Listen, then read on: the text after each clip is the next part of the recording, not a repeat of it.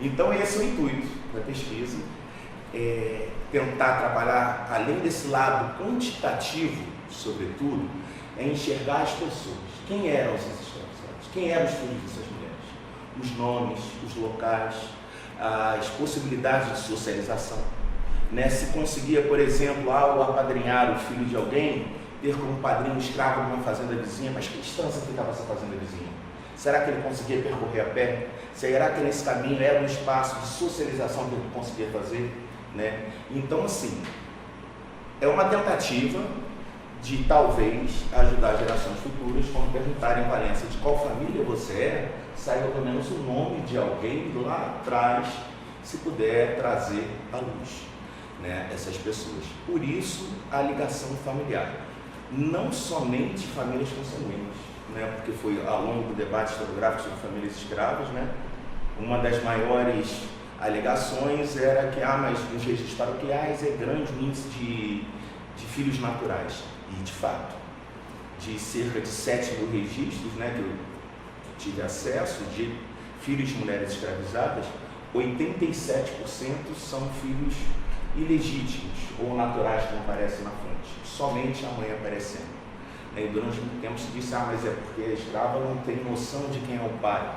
Né? A senzala era um festival de ninguém era de ninguém. Será que é isso? Né? Será que era acesso? Será que não era uma estratégia também? Não sei. Então, para mim, na forma de considerar, e hoje a historiografia vem mostrando, que as composições familiares de escravizados têm que se considerar também esses tipos de familiares. Não somente a família consanguínea, mas as relações de compadrio, as relações de parentesco. Se você apadrinha alguém da fazenda a 15 quilômetros, que hoje já seria uma distância considerável, estrada de chão, para quem conhece o interior, né, 15 quilômetros de estrada de chão demora bastante. A pé, então, na época, você tem uma mínima autonomia se você percorre aquele pedacinho. Não autonomia de se tornar a escravidão mais branda, de tornar a escravidão mais doce, mas uma autonomia talvez de conquista do espaço familiar. E esse pensamento, que essa pesquisa, esse projeto, eu pretendo, né, pretendemos, junto com a professora Daniela como orientadora e o professor Jefferson como orientador, ver se a gente consegue, além de números, conseguir apresentar um pouco dessas composições familiares de Valença. Ou seja, não só apresentar Valença como um lugar especial, mas um lugar que é acobertado, sim, pela historiografia, sobretudo da escravidão. Obrigada, Pedro. Acho que o seu trabalho é muito interessante, que você vai visitar um tema clássico da escravidão, que é a família escrava, né? Que é um tema que há bastante tempo já vem ganhando cada vez mais contribuições. E aí o exame que você vai fazer nessa região, né, sendo uma região vizinha de uma região cafeeira super importante também, vai te trazer muitos elementos para você conseguir fazer essa conexão. Aí depois, eu só queria que você falasse um pouco mais, depois a Regina vai falar, um pouquinho mais sobre essa documentação, se você tem todos os registros completos, do que você já tem levantado, tá? Então passa a palavra agora para a professora Regina, que é a nossa debatedora. Bom, vai. Eu fiz algumas anotações, né, do material que você submeteu para o evento. Gostei muito da proposta. A proposta está inserida nesses estudos de história demográfica e social da escravidão, né? E senti um pouquinho de falta de alguns autores. Eu não sei se você tem pretensão de explorar eles na tese, né? Ou se realmente foi uma questão do limite do trabalho, né? Que tem um número de páginas, né? Você tem que se conter. Então eu queria se lembrar de algumas contribuições que talvez possam ser importantes para o seu trabalho, né? Então, sobretudo começando com as contribuições norte-americanas para o estudo da família escrava, né? Eugênio Genovese, Herbert Gutmann. Essa historiografia norte-americana da década de 70, ela trabalhava com essas fontes de natureza mais quantitativa, né? Os registros paroquiais, inventários, listas nominativas, tais quais as que você está tentando trabalhar lá com os registros de batismo, e cruzava com fontes de natureza qualitativa, como, por exemplo, processos crimes, cartas ditadas por ex-escravos, relatos de viajantes, entre outros. E foi exatamente esse afastamento das interpretações mais dicotômicas que pensavam escravo vítima, escravo herói, que abriu o caminho para as pesquisas sobre as identidades, sobre as práticas de sociabilidade, né, sobre as resistências, sobre as estratégias dos escravos. Então, essa história social dos anos 70, ela mudou um pouco a ótica da escravidão, que ela passou a ver os escravos como esses agentes sociais, né, e negociando e agindo cotidianamente, apesar das dificuldades, sem negar as dificuldades do cativeiro, né. E aí, na linha que você vem trabalhando, quando você afirma lá que os indivíduos reorganizavam suas vidas através dos conflitos, disputas, interesses individuais e coletivos, né? E aí, para explorar basicamente sobre a questão da família escrava, você abordou o célebre debate historiográfico da década de 90 a 2000, que é entre o Manolo Florentino e o José Roberto Góes, que defendiam a família escrava como elemento de estabilização social, né, e que debatiam justamente com o Robert Slamy, que já tinha um trabalho anterior e logo depois também respondeu a esse trabalho, em 2011, discordando que a família fosse o pilar dessa sociedade escravista por considerar que eram relações justamente instáveis e não estáveis, né? E que nem sempre essas relações beneficiavam diretamente os escravos. E aí minha questão, que não ficou muito clara em relação ao teu trabalho, é sobre o seu posicionamento.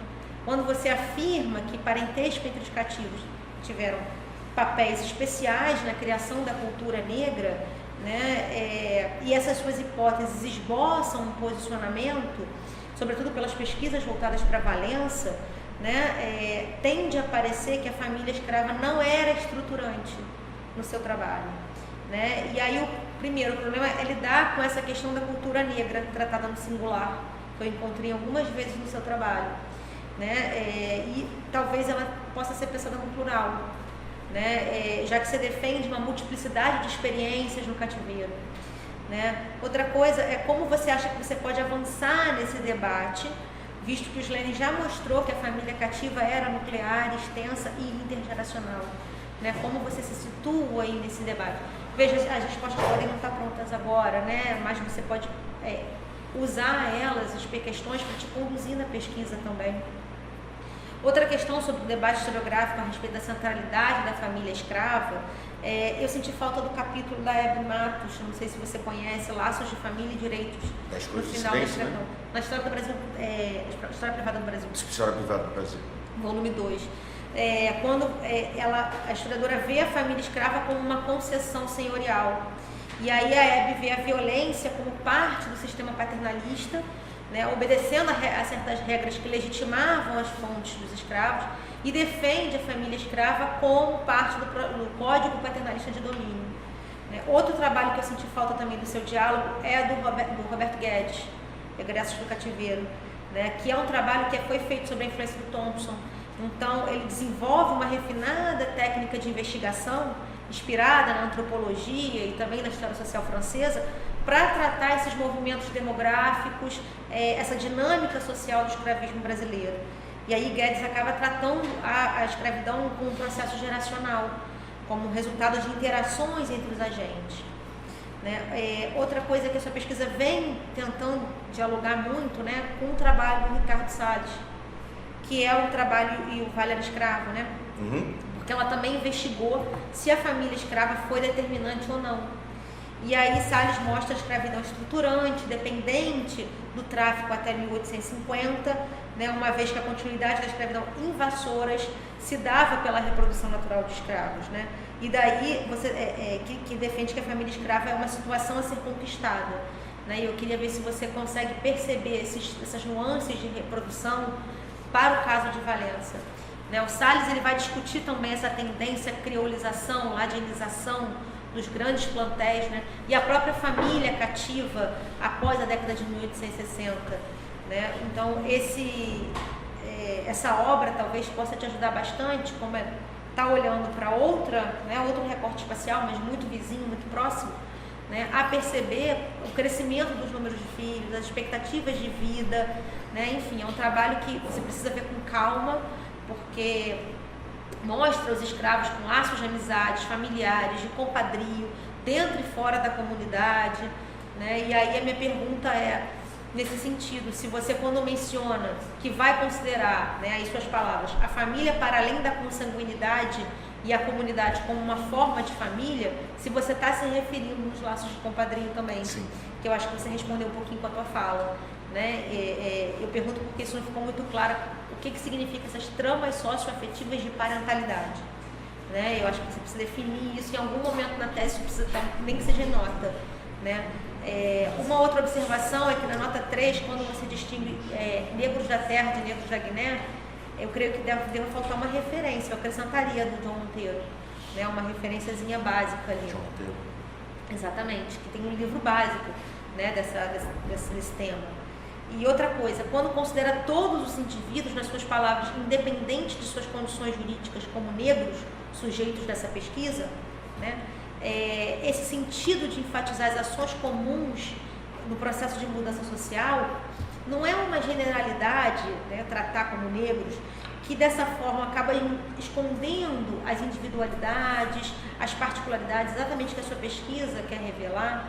Né? Muitas vezes a denominação de negros ela é mais imposta pelas fontes do que realmente como eles se consideravam, se identificavam. E, enfim, a primeira hipótese que você levanta lá é mais uma questão. Eu também acho que não é uma afirmação, é mais uma forma de indagar, né? Se os números de filhos de mulheres escravas representam um fator estruturante no sistema. Eu acho que era mais ou menos isso, assim, se eu puder ter contribuído na tua pesquisa, eu acho que você precisa seguir um pouquinho mais nesse adensamento do debate historiográfico sobre família escrava. Obrigado, agradeço pelas considerações.